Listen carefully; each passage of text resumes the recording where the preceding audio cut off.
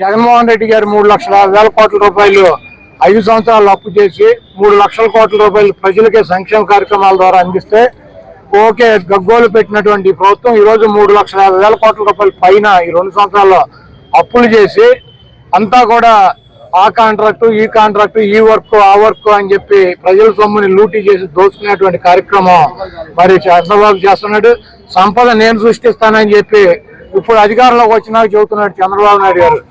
సంపద నేనుగా సృష్టించడం, సంపద సృష్టిస్తాం అంటే పిల్లల్ని ఎక్కువ మందిని ఎవరికంటే వాడు ఎక్కువ సంపద సృష్టించినట్టు.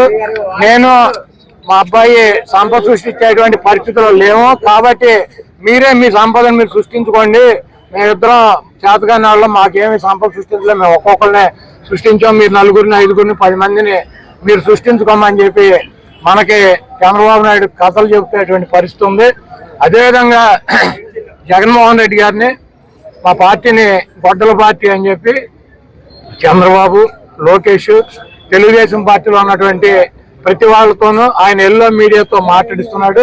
అవును, జగన్మోహన్ రెడ్డి గారు ఆయన పార్టీ డెఫినెట్ గా తెలుగుదేశం పార్టీ గొడ్డల పార్టీ లాగా కనపడుతుంది. అది గొడ్డలు మామూలు గొడ్డలు కాదు, పరశురాముడి గొడ్డలే. చంద్రబాబు లాగా మదం ఎక్కి ఒళ్ళు బలిసి ప్రజలను హింసించేటువంటి రాజుల్ని తెగనరికాడు 21 సార్లు భూమి చుట్టూ తిరిగి పరశురాముడు. ఈ రోజు 29లో చంద్రబాబు నాయుడు తుప్పు గొడ్డలు మాకు అవసరంలా. ఈ రోజు చంద్రబాబు నాయుడు గొడ్డలతో సంబంధం లేకుండా ఈ రాష్ట్ర ప్రజలు 2029లో పరశురాముడి గొడ్డలు జగన్మోహన్ రెడ్డి గారికి అందించబోతున్నారు. మీరు ఒకటి గుర్తు పెట్టుకోండి, ఆ గొడ్డలతో మీ పార్టీని, మీ అవినీతి సామ్రాజ్యాన్ని, మీ రాజకీయ జీవితాలని తెగనరికి భూమిలో పరశురాముడిలాగా పాతి పెడతాడు.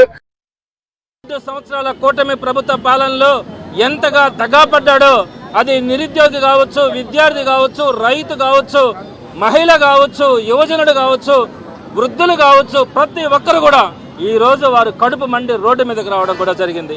నిన్నగాక మొన్న చూసాం, నిరుద్యోగుల కడుపు కొట్టి వాళ్ళ ఉద్యోగాలను కూడా అమ్ముకున్నటువంటి ఈ ప్రభుత్వం రైతులకు సంవత్సరానికి 20,000 ఇస్తానన్నారు, అది కూడా ఇవ్వలే. అదేవిధంగా సంవత్సరానికి 3 గ్యాస్ సిలిండర్లు లెక్కన 2 సంవత్సరాలకి 6 గ్యాస్ సిలిండర్లు ఇచ్చి ఉండాలా. ఈ రోజుకి మీరు 6 గ్యాస్ సిలిండర్లు ఒక్కరి మహిళకు కూడా ఇచ్చినటువంటి పరిస్థితిలే.